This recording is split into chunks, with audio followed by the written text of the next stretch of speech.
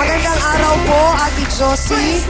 Pakikwento po sa amin, ano po ba ang nangyari at sumama ang loob ninyo? Kasi po, nakarating nga sa akin, sinabi ni April nung January na, Mama Jo, confirm na daw na bakla yung anak mo. Sabi niya, Sino po si April? Si April po, yung kaibigan nila, kainuman nila.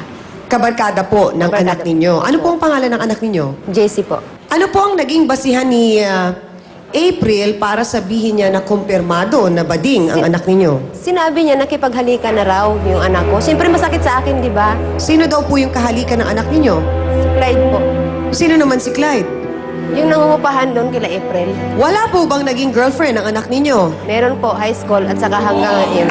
Gaano po sila katagal? Yung una, nung high school siya. High school.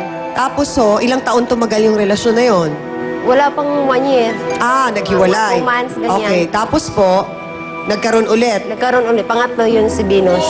Pangatlo, itong girlfriend niya ngayon, si Venus. Alam niyo po ba kung ilang taon na sila? Magto 2 years po. Magto 2 years na.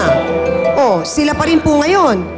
Sila pa po. Okay, bakit po kayo nagdududa sa anak po ninyo? Kasi marami na pong nagsasabi na bading daw yung anak ko. Pero hindi talaga ako naniniwala. Hindi ako naniniwala hanggat hindi nanggaling sa kanya. Hindi po ba ninyo siya sinubukang tanungin? Sinubukan ko na po. Ano po ang sabi? Maraming beses na po sinabi ko sa kanya, ano ba nak, bading ka ba o hindi? Hindi ma, gumagano siya. Kaya hanggang ngayon, hindi ako naniniwala. Diretsahang tanong po, Aling Josie, may kaso po ba kung sakaling ang anak niyo ay bading?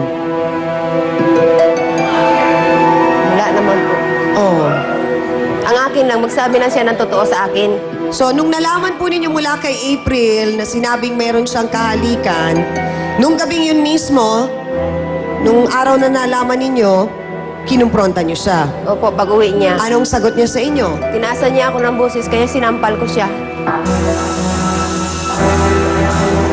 So, nung matapos niyo po siyang sampalin, anong nangyari, Aling Josie? Umalis po siya kaagad. Umalis. Hanggang ngayon, hindi pa ho umuwi? Hindi pa po. Ang tatay po ni Jessie, nasaan po?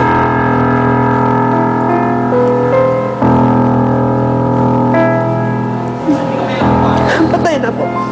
Ano pong nasa puso ninyo at parang naluluha po kayo at parang punong-puno kayo Kasi ng sama dalawa ng na nga loob? lang kami, iniwanan pa niya ako. Dapat sinabi niya sa akin ang totoo. Kasi matanggap ko naman kung ano siya eh. May mga kapatid po ba si Jessie? Meron po. Nasaan po ang mga kapatid niya? Yung isa, nag-asawa na. Yung isa nagtatrabaho po.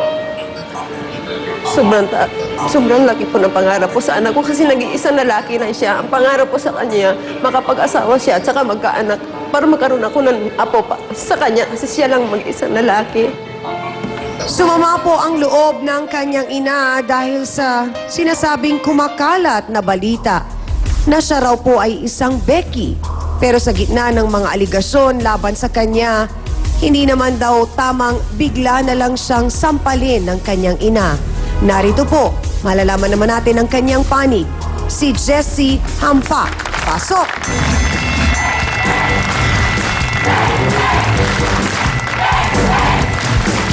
Jessie, bago ka namin tinawag, narinig mo ang sinabi ng nanay mo na ang gusto lang naman niya ay malaman ng diretsa sa'yo kung ano ba talaga.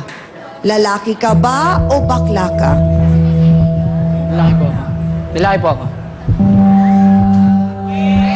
Ang buong paliwanag po ni Jessie sa pagbabalik po ng nag-iisang Barangay Hall on air, ang Face to Face. So, hindi rin totoo yung nakitang sinasabi ni April na parang hinihimas-himas mo daw.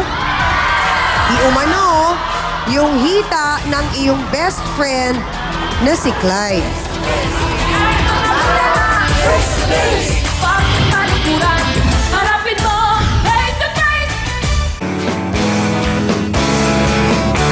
Face to Face is brought to you by